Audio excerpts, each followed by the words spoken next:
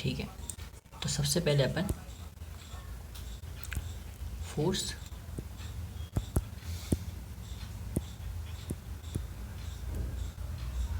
के बारे में, इंटेंसिटी के बारे में, force, intensity, acceleration, energy,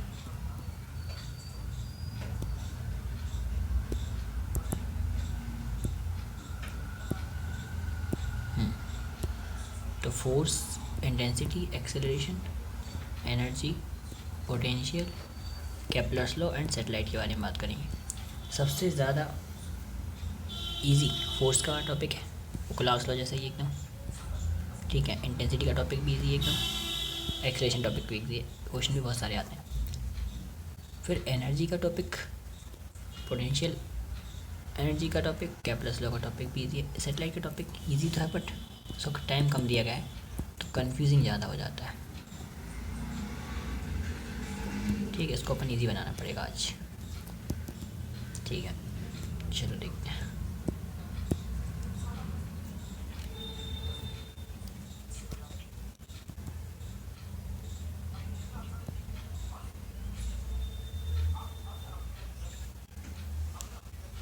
That is the force property of material which attract each other, ठीक।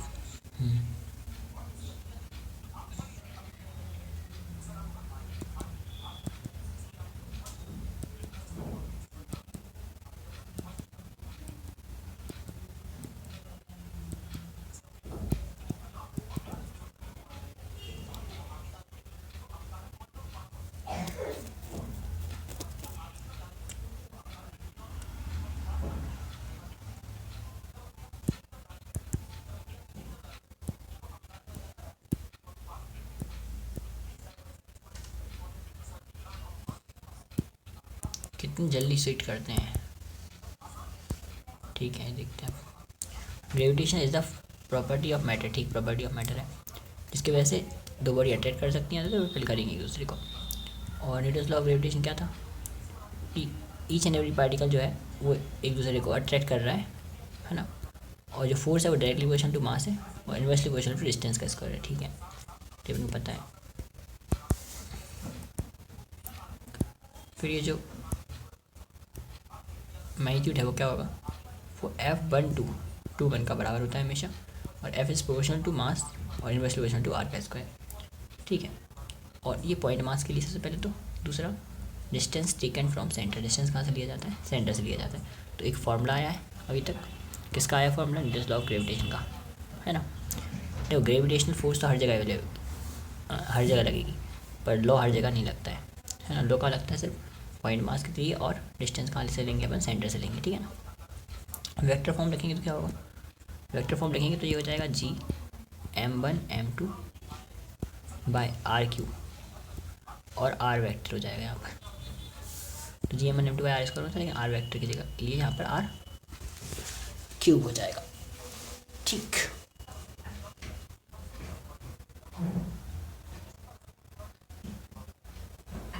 r वेक्टर क्या होता है, जैसे r यूनिट वेक्टर होता है, यूनिट वेक्टर क्या होता है, r vector upon magnitude of r vector, है ना। तो ये आ जाएगा यूनिट वेक्टर फॉर्म में।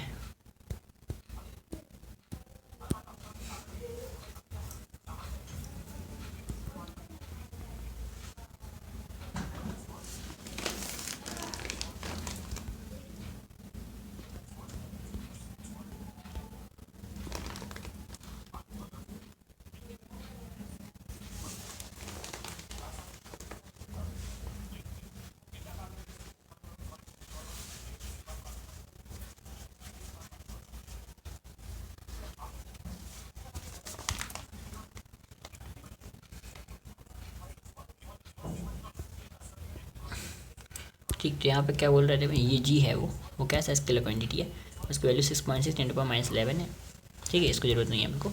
और डायमेंशन क्या होगा, डायमेंशन होगा m-1 L3T - 2, m-1 L3T - 2।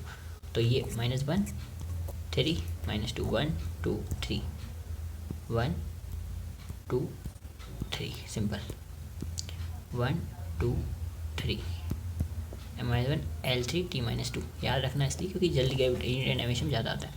और वैल्यू सेम होती है, यूनिवर्सल कॉन्स्टेंट, इसलिए यूनिवर्स में सेम वैल्यू होती है। ग्रेविटेशन फोर्स जो है वो ऑलवेज अट्रैक्टिव, ग्रेविटेशन फोर्स हमेशा कैसी होती है, अट्रैक्टिव होती है ना। ठीक है, फोर्स हमेशा, ग्रेविटेशन फोर्स कैसी होती है, हमेशा अट्रैक्टिव होती है। और क्या, ये एक्शन रिएक्शन पेयर बनाती है। और weakest force in the nature में कैसी होती है, वीकेस्ट फोर्स होती है। ठीक है, ओके। सबसे ज़्यादा स्ट्रॉन्ग फोर्स न्यूक्लियर फोर्स, उससे कम इलेक्ट्रोमैग्नेटिक, उससे कम वीक फोर्स, उससे भी कमज़ोर कौन सी है, ग्रेविटेशन फोर्स। ठीक, सबसे कमज़ोर force. Two body interaction depend on the, क्या लिखा है, मीडियम पे डिपेंड करती है, मतलब ये है ना, मीडियम पे डिपेंड करती है। एयर है या फिर क्या, कोई सी चीज़ मीडियम में उस पर डिपेंड करती है।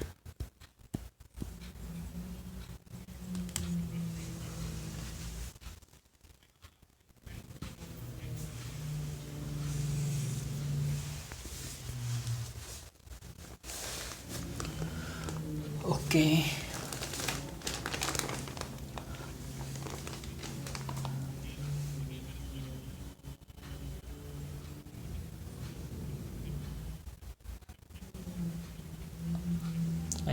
Conservative force.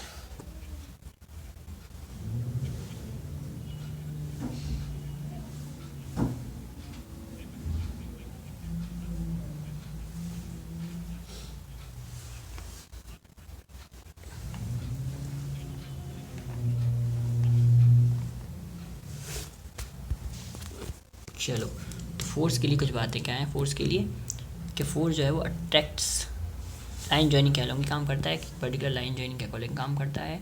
ठीक है, अट्रैक्टिव होता है फोर्स, अट्रैक्टिव होता है, वीक होता है फोर्स, जी की वैल्यू फिक्स होती है, उसका डायमेंशन फिक्स होता है, स्केलर होता है, ये यूनिवर्सल होता है। ये फोर्स जो है वो वेक्टर फॉर्म में आएगा तो नीचे क्यूब आएगा, है ना। और अगर वेक्टर फॉर्म में नहीं है तो स्क्वायर आएगा, सिंपल। कंजर्वेटिव फोर्स होता है due to the multiple force. अगर देखो बहुत सारे फोर्स लग रहे हैं तो सबका वेक्टर फोर्स सम लेना है अपन को, सबका क्या लेंगे, वेक्टर सम लेना है। ठीक है ना। और वेक्टर फॉर्म में लिखा तो वेक्टर फॉर्म में लिख लिया।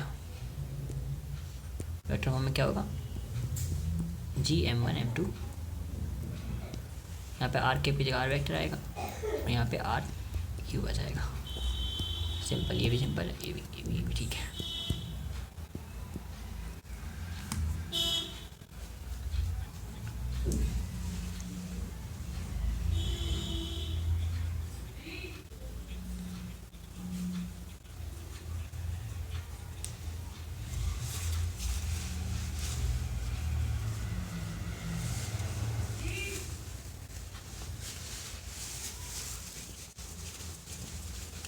जैसे कि रेडिएशन फील्ड है वैसे ही इलेक्ट्रिक फील्ड जैसे ग्रेविटेशन फील्ड है। ठीक,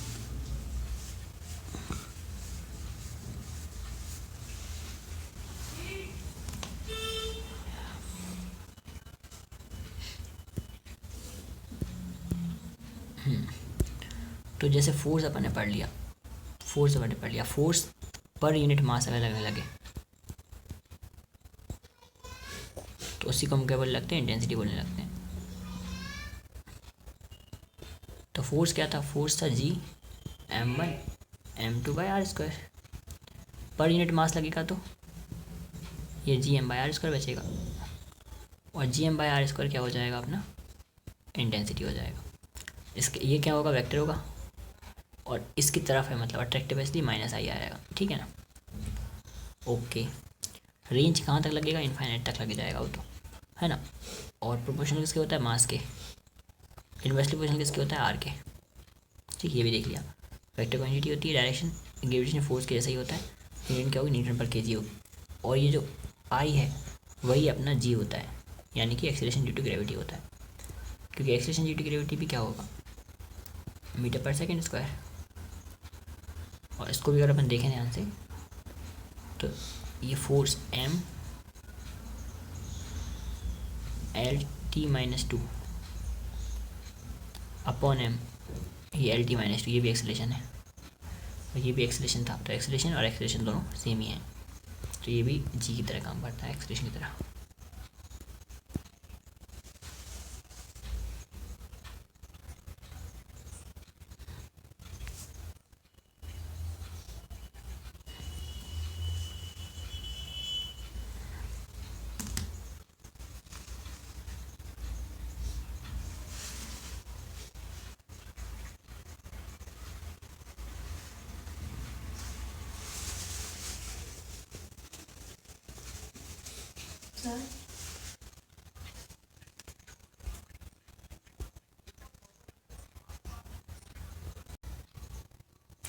ठीक, ग्रेविटेशनल फील्ड की बात कर रहे हैं अपन। ग्रेविटेशनल फील्ड एट, मान लो अपने पास स्फीयर है ना, और स्फीयर के किसी एक बाहर वाले पॉइंट पर और एक अंदर वाले पॉइंट पर और सरफेस पर देखना है।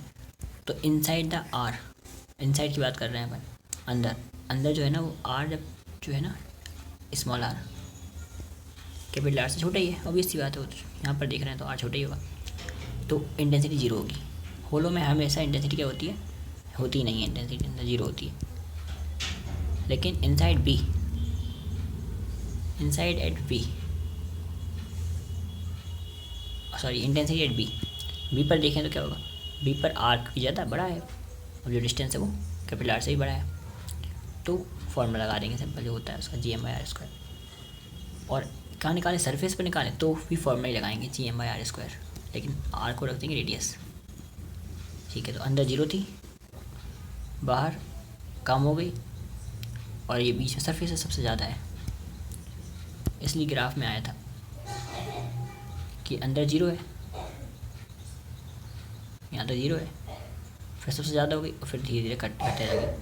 यही सेम ग्राफ इलेक्ट्रिकल फील्ड में आता है, तो कोई दिक्कत ऐसी है नहीं है यहाँ पर। ठीक,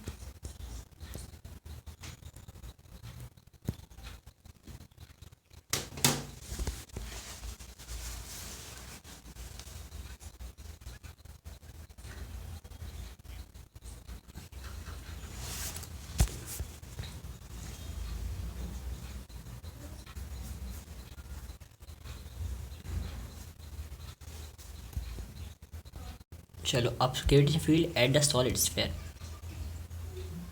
अब कैसे बात करने लगे, सॉलिड स्फीयर पे बात करें। सॉलिड स्फीयर पे क्या होगा, सॉलिड में क्या होता है, बाहर का पॉइंट और सरफेस का पॉइंट सेम रहेगा, तो कोई दिक्कत ही नहीं। अंदर चेंज होगा, बिल्कुल चेंज होगा। चेंज होने के लिए करेंगे, देखो GM/r², एक आर का इंटू और कर देंगे, सिंपल हो जाएगा।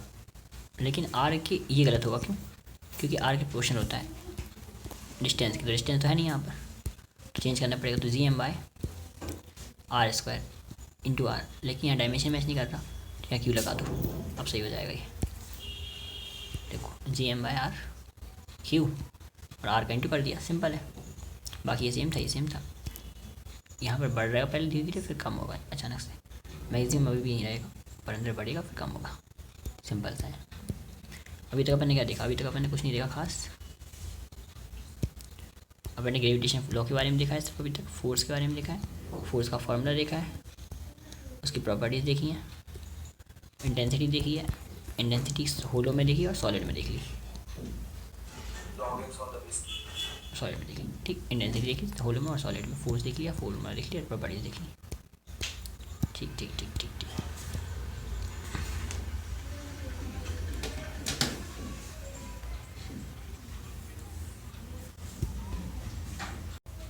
चलो भैया, अगर एक्सेलरेशन ड्यू टू ग्रेविटी की बात चल रही है, अब एक्सेलरेशन ड्यू टू ग्रेविटी देखते हैं अपन क्या होता है। तो एक्सेलरेशन ड्यू टू ग्रेविटी क्या होता है, एक्सेलरेशन है तो फोर्स अपॉन मास होगा, सिंपल। फोर्स रख दो, मास रख दो, तो फाइनल आंसर आएगा GM/r²। यहाँ पर अपन को जी की वैल्यू पता है, मास की वैल्यू रखेंगे तो कितनी आएगी, मास की वैल्यू होती है 6 × 10⁻²4, याद रखनी है जो कि अपन को। कैसे याद रखें, देखो एवोगाड्रो नंबर होता है 6 × 10⁻23, बस। फिर क्या 6.02, तो ये होगा 6 × 10⁻24। एवोगाड्रो नंबर का बड़ा भाई है। रेडियस की बात करें तो रेडियस और अच्छा 6 और 4 उठा लो, 2 जीरो लगा दो, तो हो जाएगा 6400 किलोमीटर। ये पता ही है, ये पता ही है। डेंसिटी के पास अब देखो फॉर्मूला देखें, आप डेंसिटी के हिसाब से देखें तो 4/3 पाई r³ होता है वैसे वॉल्यूम का फॉर्मूला, लेकिन 4/3 पाई r के बाद अपन को क्या करना है, रोजी लगाना है। 4/3 पाई r रोजी, या रोजी r, 4/3 पाई रोजी r, rho g r, rho g r, 4/3 pi rho g r, 4/3 pi rho g r, 4/3 pi rho g r, रोजिया रोजिया रोजिया रोजिया रोजिया। शिट,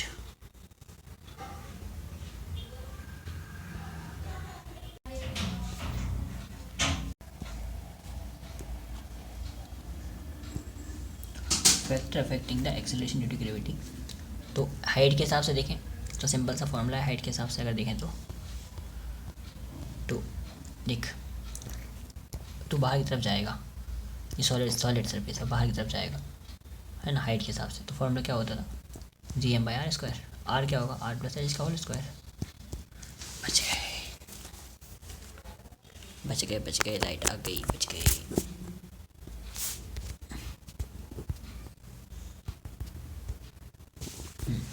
तो ये क्या होता था r+h का होल स्क्वायर हो जाएगा, सिंपल। ये होना चाहिए, ये होना चाहिए बाहर, हाँ सही बात है। लेकिन अब तुझे तो हाइट चाहिए।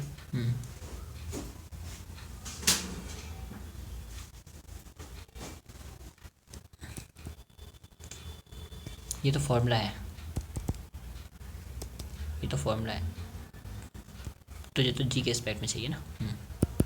तो देख जी बराबर Gm/r+h का होल स्क्वायर, और जी बराबर क्या है Gm/r²। तो जो Gm है उसकी जगह पे रख सकते हो Gr²।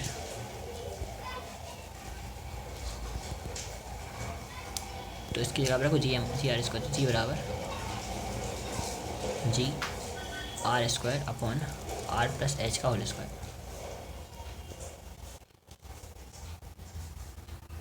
तो जी बराबर जी, इसको नीचे भेज देंगे और डिवाइड कर दोनों से, 1+h/r² हो जाएगा। ठीक, ये प्लान था कुछ, मैं बता रहा हूँ, फिर से बता रहा हूँ। देख जी बराबर Gr²/r+h का होल स्क्वायर,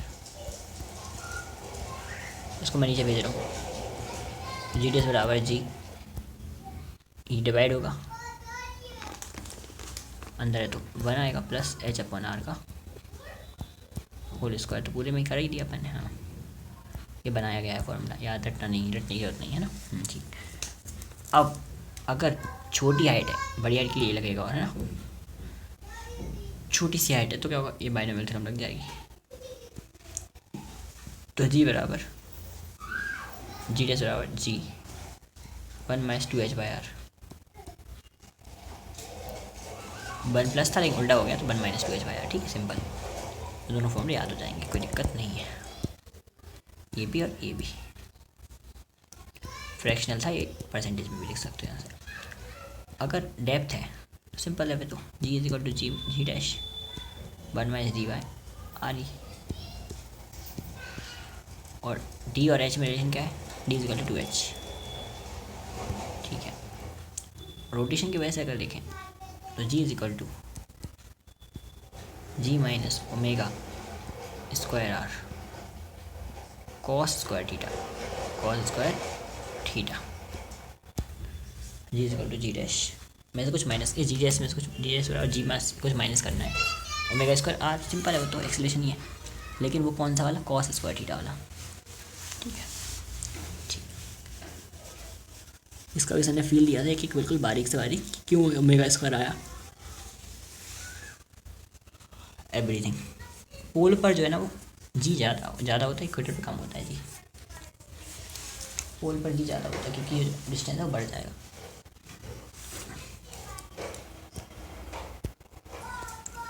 पोल पर जी ज़्यादा है, या पोल है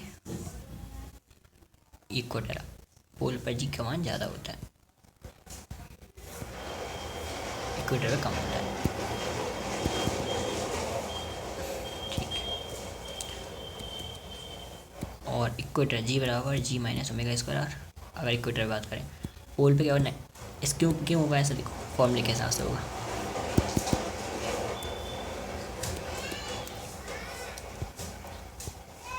इक्वेटर पे ये थीटा जो है वो 0 हो जाता है, एक्सेस से टिल्ट नहीं हो रहा ना, तुम यहाँ खड़े हो, इक्वेटर पे यहाँ खड़े हो, 0 डिग्री एंगल है, कॉस 0 ये वाला 1 हो जाएगा, साइन 0 0 होता है, कॉस 0 1 होता है, तो 1 हो जाएगा, 1 हो जाएगा तो ये सिर्फ ओमेगा स्क्वायर आर माइनस होगा। यहाँ पर ये 90 में क्या हो जाएगा 1, सॉरी 90 में 0 हो जाएगा, 0 हो जाएगा तो जी का जी रहेगा, कोई चेंज ही नहीं आया। तो पोल में मैक्सिमम वैल्यू है, जबकि इक्वेटर में कम हो जाएगी। ठीक है,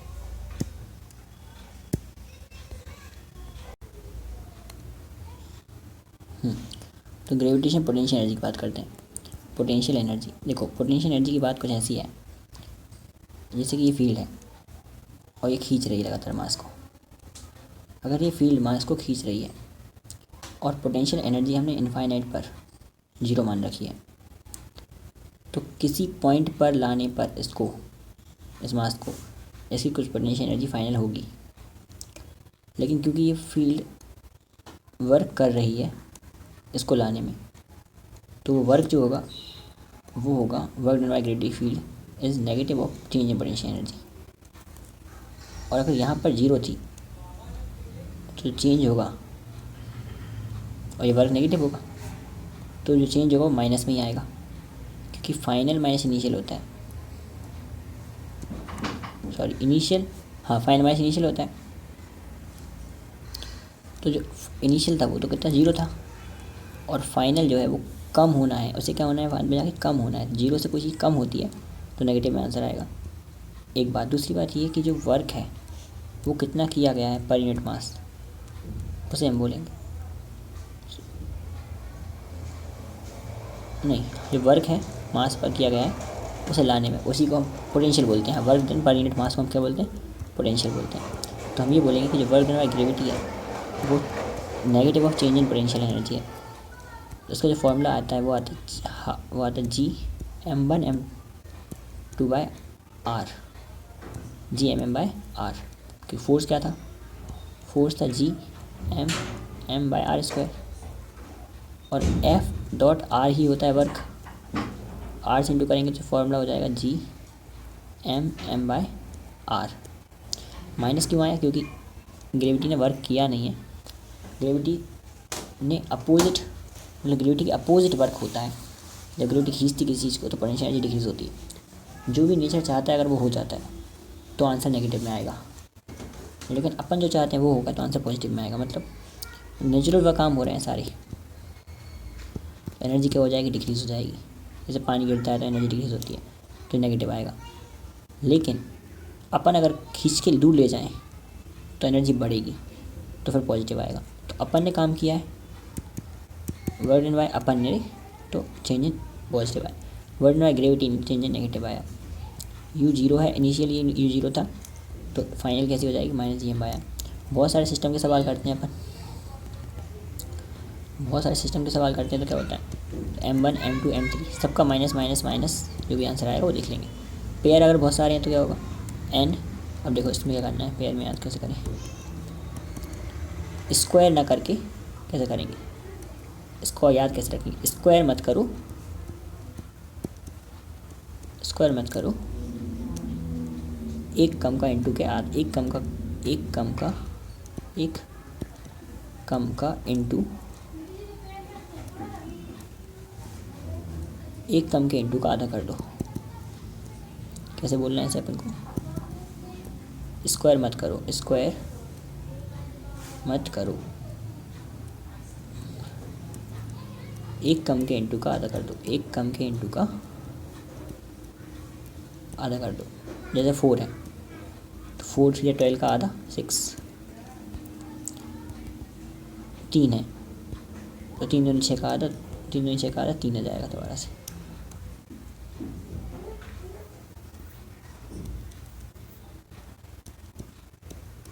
आ जाएगा, ठीक, इस तरीके से काम करना।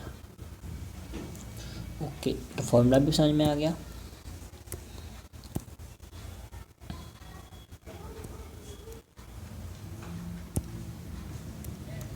फॉर्मूला भी समझ में आ गया, ठीक है। पेयर भी समझ में आ गया कैसे बनाने हैं, कंसेप्चुअल वाला टॉपिक भी समझ में आ गया फाइनली, डायग्राम। और ऐसे काफ़ी सारे कंसेप्चुअल क्वेश्चन भी बनते हैं, उनको सॉल्व कर करके आप कर सकते हो आराम से। अब तो क्लियर है कहानी।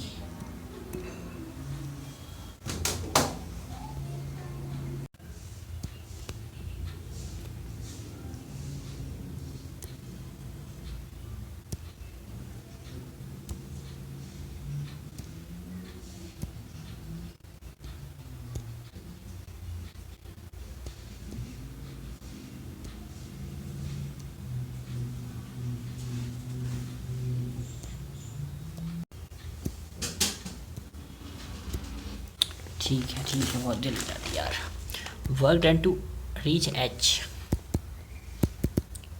अपने पास वर्क डन होता क्या था, वैसे कोई पूछता अगर एनर्जी तो क्या होता, अपन बोलते हैं mgh, लेकिन उसी में अपन क्या कर दे 1 प्लस एच बाई आर का डिवाइड कर दो। और मैंने तो उसका ट्रिक बनाया था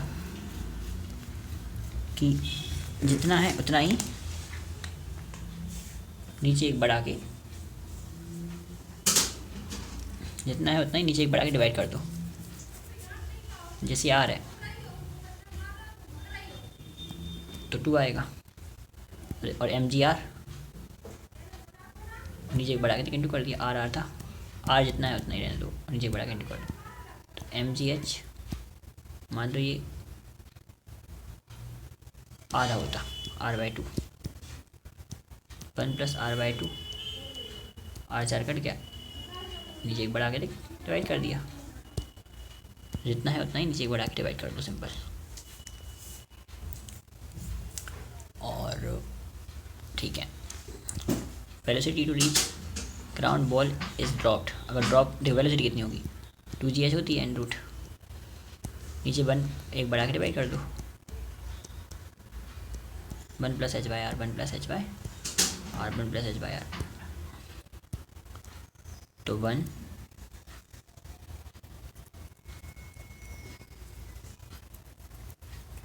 प्लस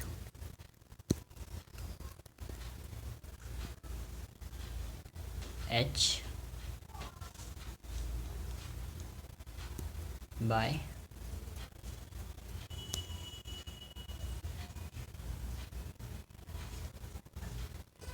आर, ये 1 plus h by r divide कर दो, अगर एम जी एच में भी, ग्रेविटी में भी और वेलोसिटी में भी, दोनों में हो जाएगा काम फिर, है ना, फिर कोई दिक्कत नहीं है।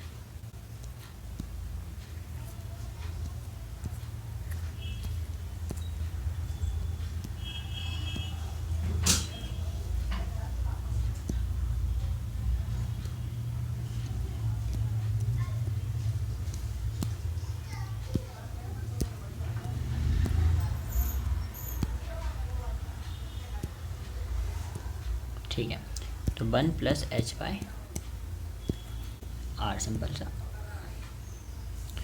फिर इसके बाद एस के वेलोसिटी की बात करें, एस के वेलोसिटी में यहाँ पर 2 आएगा, लगाया नहीं सर, लेकिन आएगा √2gm बाई आर, और g बराबर होता है gm बाई आर स्क्वायर, तो अकेले इसकी जगह पर जी आर स्क्वायर आ जाएगा, जी आर इसकी जगह पर जी आर आ जाएगा बस, लेकिन √2g आर आएगा, ठीक है। और वेलोसिटी सिंपल है ही,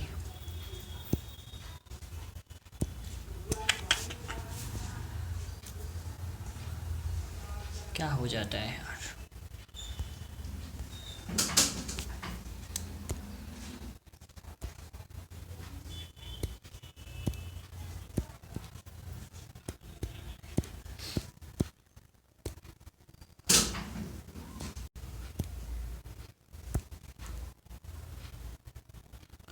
इसके बाद जो मास है अगर वो कांस्टेंट हुआ तो ये वाला काम लगेगा, मास कांस्टेंट नहीं है तो फिर ये वाला फॉर्म में लगेगा। जैसे देखो v बराबर √2gm by r, gm by r, mass constant √r वाला लगेगा नीचे वाला, अदरवाइज कैसा लगेगा √2gr, सिंपल लगेगा अदरवाइज, ठीक है। एस के वेलोसिटी का एक और फॉर्मूला होता है, अगर डेंसिटी कांस्टेंट तो प्रोपोर्शनल टू आर होता है, ठीक है। तो उस वाली कंडीशन में क्या आता है, v is proportional to r आता है, अगर डेंसिटी कांस्टेंट है तो 8 पाई रो जी 8/3 पाई आर रो जी, ठीक है, ये आएगा 8/3 pi r square rho g, 8/3 pi r square, तो आर स्क्वायर बाहर निकल जाएगा, ठीक, ओके।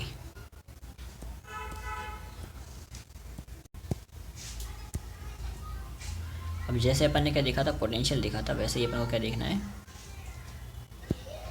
वैसे अपन को ग्रेविटेशन पोटेंशियल, जैसे अपन को इलेक्ट्रिक पोटेंशियल देखा था वैसे ही अपन ग्रेविटेशन पोटेंशियल देखना है। तो v is equal to work upon mass होता है, तो वर्क अपॉन मास, तो वर्क क्या है gm बाई आर, मास से डिवाइड कर देंगे तो gm बाई आर बचेगा सिर्फ, जो कि नेगेटिव में आएगा। ये स्केलर क्वांटिटी होगी। और यहाँ पर देखा जाए तो इसका रिलेशन वी से, इलेक्ट्रिक फील्ड से रिलेशन होता है, वी का वो होता है e is equal to v r, sorry v is equal to e r होता है, v is equal to e r वर, v is equal to e dot r, है ना, क्रॉस नहीं तो डॉट होता है। V is equal to e dot r, या integration of e with respect to are, तो वही यहाँ पर रिलेशन है, सिंपल सा, ये भी रिलेशन सिंपल सा है, ठीक है। और ये work done by per unit mass है, ठीक। इसका डायग्राम ग्राफ भी वैसे ही बनेंगे जैसे अपन पहले देखते थे।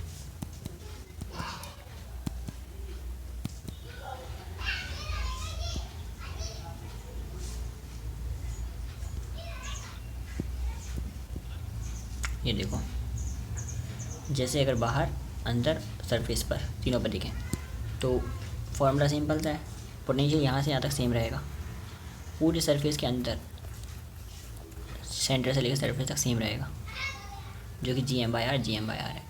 लेकिन बाहर की तरफ क्या होगा, कम हो जाएगा। कितना कम हो जाएगा, आर की इन्वर्सली क्वेश्चन तो देखो अंदर सेम था, है कुछ ना कुछ लेकिन सेम है, फिर बाहर जाने में कम हो रहा है, ठीक है।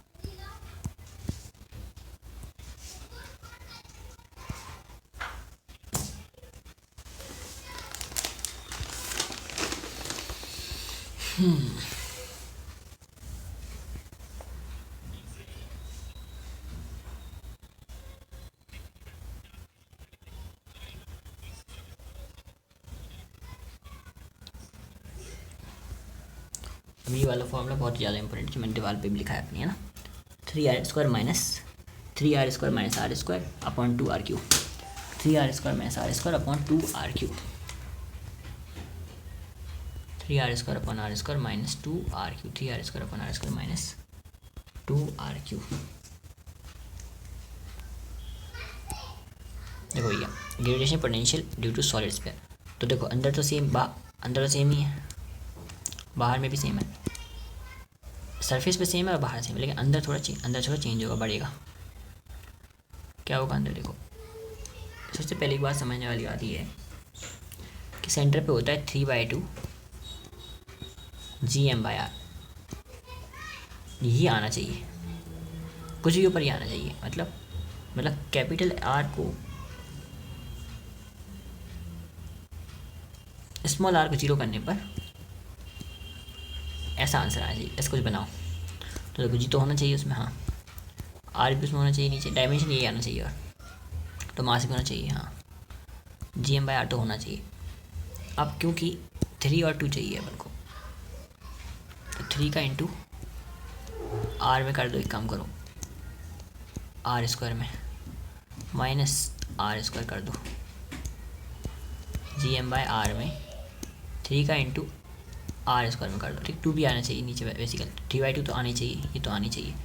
3r² माइनस r² कर दिया जाए और यहाँ क्यूब कर दिया जाए, तो क्यूब और यहाँ स्क्वायर से बचेगा एक सिंगल r नीचे, ये 3 बच जाएगा, क्योंकि अगर इसको जीरो कर देंगे ये 3 बच, ये पूरा का पूरा बच जाएगा और r² से r² कट जाएगा, सिंपल सा। तो G होना चाहिए, M होना चाहिए, 2 होना चाहिए, R होना ही चाहिए। डायमेंशन मैच करने के लिए अगर स्क्वायर कर रहे हैं अपन तो यहाँ पर क्यूब होना चाहिए, अगर इसे हटा देंगे बाद में तो 3 चाहिए, तो 3r² होना चाहिए, सिंपल सा फंडा था। तो GM 3r² minus r² upon 2r³, simple. बाकी ये तो 1.5r GM तो हो चुका, सेंटर पे होता है जो, क्योंकि साइन के साथ ले रहे हैं अपन तो ग्राफ उल्टा बनेगा, तो ऐसा बन जाएगा।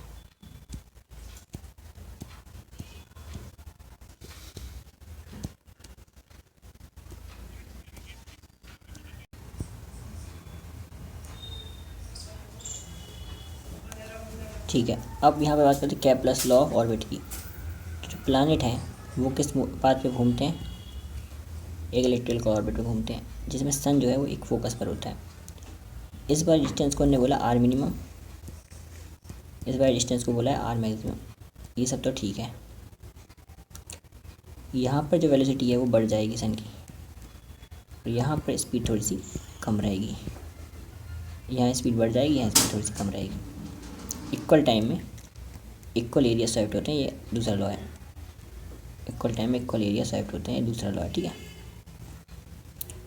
लेकिन लेकिन लेकिन लेकिन लेकिन लेकिन और ये भी सही है कि a² अपॉन x²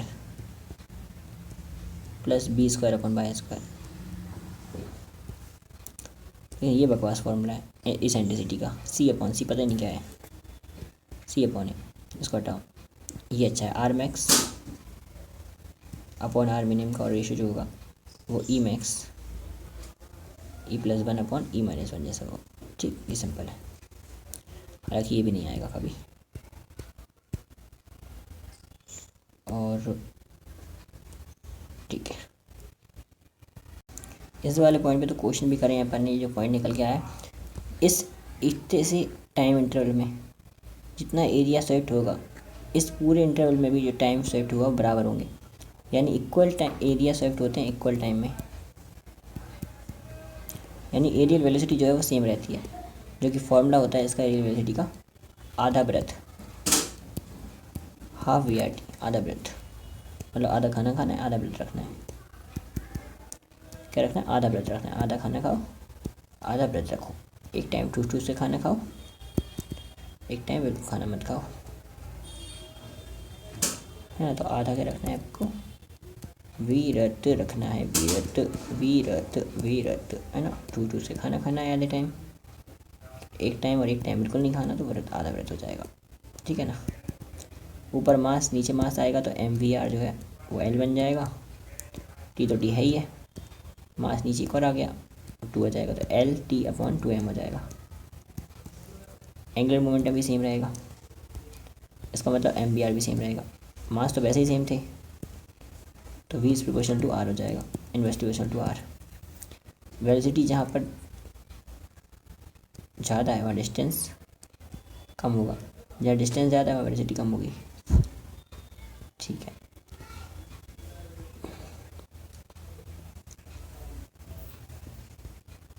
और थर्ड लॉ क्या है? Third law T² proportional to AQ। अब QR भी आया 2023 में। क्वेश्चन गलत नहीं करना तो बहुत सारे क्वेश्चन करने पड़ेंगे इन पर पहले से ही ना। क्वेश्चन नहीं करे हो तो लेग कम ही होती क्वेश्चन की, तभी क्वेश्चन गलत होता है, अदरवाइज क्वेश्चन गलत नहीं हो सकता, ठीक है। चलो कोई बात नहीं। तो TQ है, T² है वो प्रोपोर्शनल किसके है? TQ के। इसका मतलब क्या है? और यहाँ पे जो A है वो क्या है? वो R max plus R minimum का एवरेज है, मतलब एवरेज रेडियस है। तो सेमी मेजर एक्सिस, तो टाइम पीरियड होगा किसी सैटेलाइट का वो सेमी मेजर एक्सिस के क्यूब के प्रोपोर्शनल होगा, उसका स्क्वायर सेमी मेजर एक्सिस के क्यूब के प्रोपोर्शनल होगा, ऐसा टाइम बताया गया है।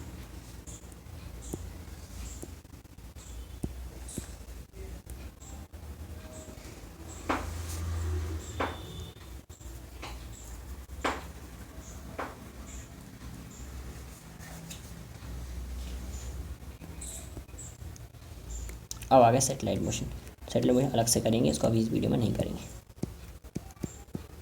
क्योंकि टाइम हो चुका है बहुत सारा और मुझे अभी चीज़ें करनी है।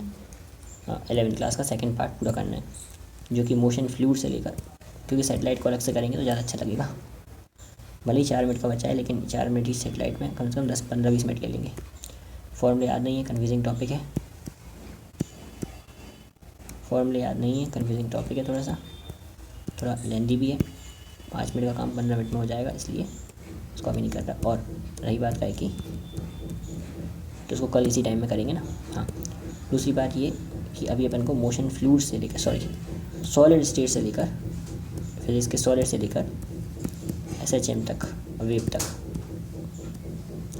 पूरा रिवाइज़ करना है, और उसको कम टाइम मिलता रहा ना, ऐसी दिक्कत हो जाएगी। अब यहाँ से लेकर 5:30 बजे तक अपन को उसी को रिवाइज़ करेंगे, ठीक है।